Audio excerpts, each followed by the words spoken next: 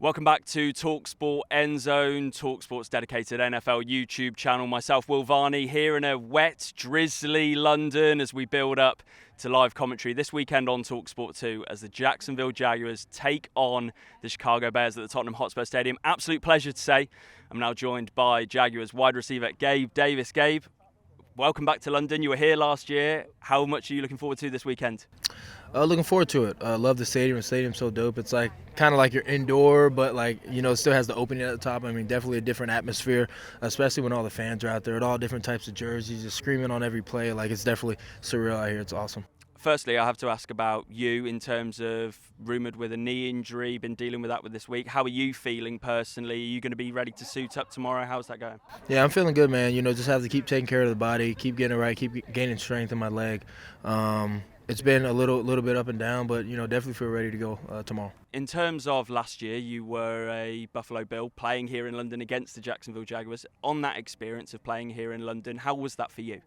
It was great. It was my first game in London, and even though we didn't come out with the win like we wanted to, I was able to perform at a high level. So, hoping to do the same thing this year and then get a dub as well. We see that the games internationally continue to grow. We've got a game next year in Spain, rumours of a game in Dublin, Ireland to come.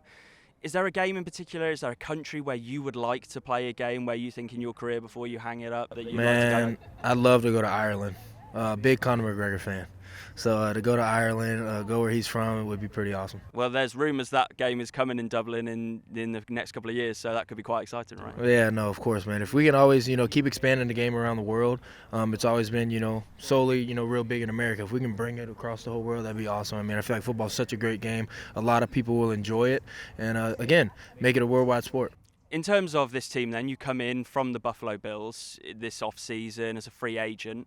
I wanted to ask about your experience in free agency, becoming a Jaguar, because it feels like a bit of a homecoming, if I'm right in saying. You're born in Fernandina Beach, only 40 minutes away from Jacksonville Centre. So that decision to become a Jaguar, what did it boil down to at the end this off-season?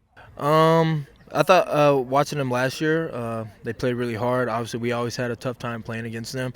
It's always easier to come back home to your family, which was awesome. But again, I played against these guys multiple times. I felt like they played hard, was a very good team, and definitely just wanted to join a great team. And I feel like that's what we have here. My time in Buffalo was up, and love all those guys over there. Wish them all well, and still close with a lot of them. But again, having a new journey here with the Jaguars has been great. How have you found that transition coming into a new team? You spent 4 years in Buffalo. You were drafted there. How have you found that playing with a new quarterback as well, having to learn a new scheme potentially? How's that been for you in these first few weeks? I definitely say it's like when you come into the NFL from college, right, being a rookie, no one really knowing who you are, trying to have to make this name for yourself is definitely a harder transition.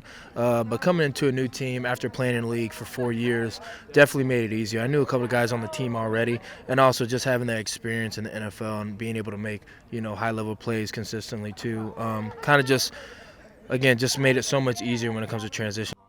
So building that relationship then with a new quarterback in Trevor Lawrence, what have you seen from Trevor in these first few weeks this offseason, building that relationship on the field as well? Trevor's just always trying to get better. We work on our chemistry every single day. Over-communication is big for us. So Trevor's definitely a great player, deserves everything he has, and again, excited to be playing with him. What's he like as a leader in the locker room? Is he vocal? Is he quite reserved and held back? Because I know that you were a team captain in Buffalo as well. What have you seen from that leadership side of Trevor? Yeah, definitely. He speaks his mind when he has to, and I feel like that's what you need in a leader, because you got to say the things that guys don't want to say, and I feel like Trevor does a good job of that. In terms of building that relationship with the quarterback, I mentioned you played with Josh Allen for 4 years in Buffalo. You have that time to you can become Josh's safety valve if he needs to. He knows that if there's pressure in his face or if there's certain coverages that he knows he can find you. How difficult is that coming into a new building, trying to build that relationship quickly with a new quarterback and understand them as well? I feel like when coming into a new room, you just have to understand each other's strengths. And understand what's going on in each other's head. And again, that comes with just over communication. Again, I played with Josh for 4 years, so the chemistry kind of built over those last 4 years. And continuing to build it with Trevor. This is my first year with him. We're 5 games in, going into game 6. So again, it's just continuing the process of being able to understand how both our minds work. It's a really nice wide receiver room, I think, with the Jaguars. Yourself, complementing with Christian Kirk, Brian Thomas Jr. and the impact that he's had in these first 5 starts. Brian specifically, what have you seen from him as a rookie coming into this league, having the impact? I think it's just under 400 receiving yards, 3 touchdowns already within 5 weeks. What have you noticed about his skill set and what he's brought to the team? He's just first he's real quiet, real reserved, but when he gets on the field, you're going to know where he's at. You're going to see what he's doing. Big, explosive play guy. Really excited to see his career blossom in the way that it has. I mean, to have a rookie coming in as a first round, that's a lot of pressure, and to be able to go out there and make the plays that he's made consistently is big for him, big for his confidence, and he's already, I feel like, earning his respect around the NFL, which is awesome. He's such a good dude, man. I'm so happy to be a part of a team with him and be able to see him do what he does. Day in and day out, he deserves everything that he gets. You've been in the league now for 4 years, so in terms of the experience that you've had and what you're seeing, I wanted to pick your brains on. We've seen rookie wide receivers coming into the league, especially this year, the likes of Brian, Malik Neighbors, Marvin Harrison Jr., Lam McConkey, just to name a few, but they're having a real impact straight away. I know your offensive coordinator, Press Taylor, said earlier this week he thinks the league's becoming more of a passing league. It's suiting these guys coming in. What have you noticed specifically about these guys and the fact that rookies are having a better impact?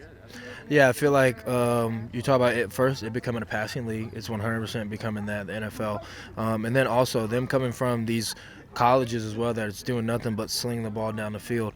I mean, you see his quarterback over at Washington just making plays, Jason Daniels, every single week, and that's who his guy was. I mean, he had 17 touchdowns. I think Brian averaged maybe 17 to 20 yards a catch. So to see what he's doing now is not a surprise, because that's what he's been doing. And then Malik Neighbors as well. I mean, you talk about all the young rookie, Marvin Harrison as well. These guys were big playmakers for their teams, and they're coming in, and these offensive coordinators understand who they have and utilizing them to the best of their ability. In terms of this Jaguars team then, looking at the current record, 1 win, getting that win last week, how important was that to get over the line against the Colts, to bounce back really, to come to London with that victory and look to push on this weekend and next week against the Patriots here in London as well? Yeah, you just got to know, just because you're 0-4, it's not over yet. You got a lot of ball left. I mean, we're going on, week 6, and then after that we still got, 11 more games. So it's a lot of football to be played, so you can't get too discouraged too quick. You just got to keep pushing, and the goal is to win each and every single week. The NFL can be so reactionary in terms of what it is and storylines and people writing off teams so early. Like you said, there's so much ball to be played. Do you feel like we do that in the NFL, that we write teams off after 4 weeks, so-and-so's on the hot seat, he's under pressure? Do we think we do that too early? Yeah, I feel like there's been so much evidence of teams being able to bounce back from seasons like that, players being able to bounce back from, maybe being a little inconsistent or things. So I feel like, the media just some people just try to, create clickbait and try to figure out something that's going to get people listening. But again, that's why I love when, some of these players that go into these media roles kind of understand it, so they can, attack it at a different angle. But again, that's their job. That's what they're going to do. They have to call it how they see it, and you can't have nothing but you can't get upset because, they're just calling out the obvious, right? So definitely can be tough at times for some people and for some teams as well, but you just got to keep pushing, keep fighting. Final couple of questions from me. In terms of how you bounce back and you stick together as a team, I mentioned there has been pressure on Doug Peterson, there has been pressure on Press Taylor, Ryan Nielsen, the coordinators. Does that bring you closer together as a locker room when you feel like everyone's talking about you and you have to stick together? Yeah, I feel like, the hardships that you go through when it comes to training camp and practice and day in and day out, going through these aches and pains, and everybody's kind of feeling the same way, but then coming together and understanding everybody's going through the same stuff, and to keep pushing. As long as we're together, we can keep fighting through it. I remember my buddy Mitch said, we use that term, misery loves company. Miserable people want other people to be miserable with them. But he kind of flipped it, and he said, no, the misery, like when it's tough, when it's hard, when it's hot outside, and guys start to come together, that's what makes it so much easier. I think that was definitely a different way to look at that quote. It definitely opened my eyes and had me look at things a lot differently. Final question from me in terms of this weekend then, coming up against a Bears team right now, a defence that's playing really well, is starting to gel also on the offensive side of the ball. The Jaguars came to London last year with a 1-2 record and managed to win both games in London, turn the season around really, build some momentum. Is that the hope this weekend and for the next couple of weeks, that the Jaguars get back on track, build that momentum, and especially starting it against a tricky outfit in the Chicago Bears? Oh, of course, yeah. I mean, definitely, we wanna come into each and every day winning, and by the end of this, have 2 wins coming out of London.